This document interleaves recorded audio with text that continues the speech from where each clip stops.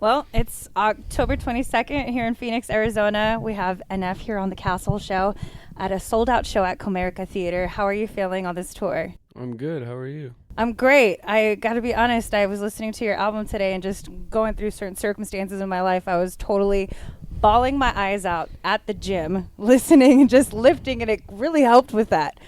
I can understand that with writing music and recording it, it can be a form of therapy, but how does it feel for you as you're performing it on stage? Do you leave it there, or is that hard also?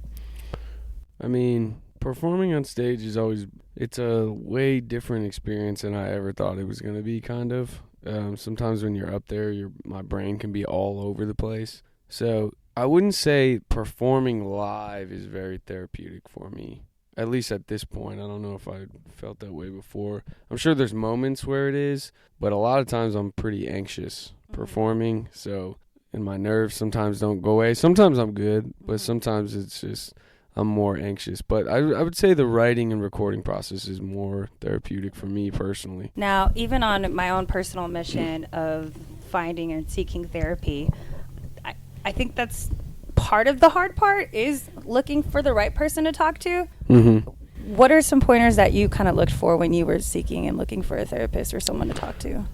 I mean, I don't pretend to be a genius in this area, but my personal experience, I would say don't give up just because, like, the first couple people you try to see, like, if it's not the right fit. For me personally, I started seeing an OCD therapist specifically, but for some people, they're not dealing with those kind of issues, just looking for the right person. But also, I also tell people don't just try to find someone that just like agrees with everything you say. That's what I was thinking. Yeah. My best friend and I sat down. We had frozen yogurt one time. We're like, okay, let's look at a list of people, and there's a website. And I'm like, Yeah. I felt silly kind of just looking at people's pictures and trying to pick somebody that way. Yeah. So I guess, is it like you're dating around? No, you probably just have to go. You just have to go there. But that's the hardest part. I mean, I never wanted to go, but I had a mental breakdown, so that's why I went. You know, some people, I don't know, some people maybe go like me because they were pushed to the point where they couldn't function anymore, or maybe other people for their relationships or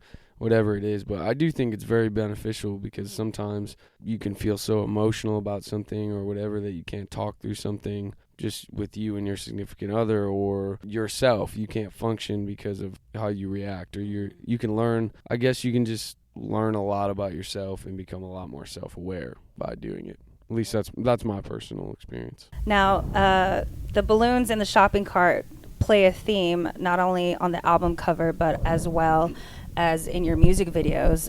In Leave Me Alone, you're handing off the balloons at the end of the music video.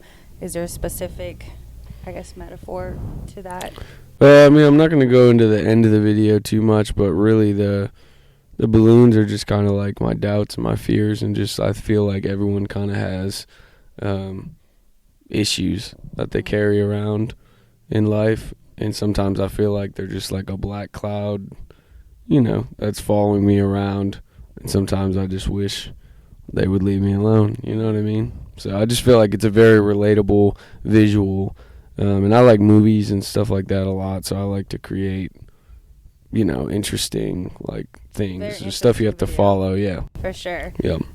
Even in your title track, you rap about being, you know, kind of claustrophobic and being able to take a break from the bus rides, touring. When NF takes a break, where do you go? What is movies? I'm assuming is one of them, like you just said. Yeah, I love going to see movies. I play Rocket League. Oh, It's a video game. I don't know all I know about is 2K and Apex, which is what my boyfriend is all about. I love fishing. I used to fish a lot more. I don't fish as much now, but yeah, hang out with my wife. Changes is really the song I'm telling you that I kind of broke down on listening to at the gym today. And there's a part there you talk about an addiction to pain and recognizing that. Yeah. What was it that made you recognize, or how do you recognize that? I guess what worked for you? I think I've always, well, I shouldn't say that. Just in the past like few years, I just realized that I think I am addicted to feeling depressed and feeling sad and feeling like I'm not good enough. But I think my struggle with that, it's hard. It's a hard thing for me to get through because it's also kind of made me who I am. And so that can be the battle sometimes. So if you're a person that's like really successful at your job, right? But the thing that helps make you successful also makes you depressed. It's kind of a hard thing to get rid of sometimes because I'm a perfectionist and I want everything to be right and I'm hands-on. It helps me get the product that comes out that I like and, you know, fans love to listen to. But it also can make it like hell for me because I'm just always obsessing about making this better or what's going on with this. So that's one of the biggest struggles for me is like, That's you know. what I feel like sometimes. I'll go to work like, you know what, screw it. I'm never happy with anything here. I'm going to work at Target. Not that there's anything wrong with working at Target, but then I imagine what that life would be like. What's like all the things that you feel like you should fix about yourself. Sometimes you feel like, oh, but wait, they help me in these areas. And that's one of my biggest struggles for sure is like, if I'm not like this, how will I do this? Or will I be as driven of a person, you know? Yeah. One thing I enjoy in your music is when you sing. Have fans asked for a singing album or some type of singing project from you?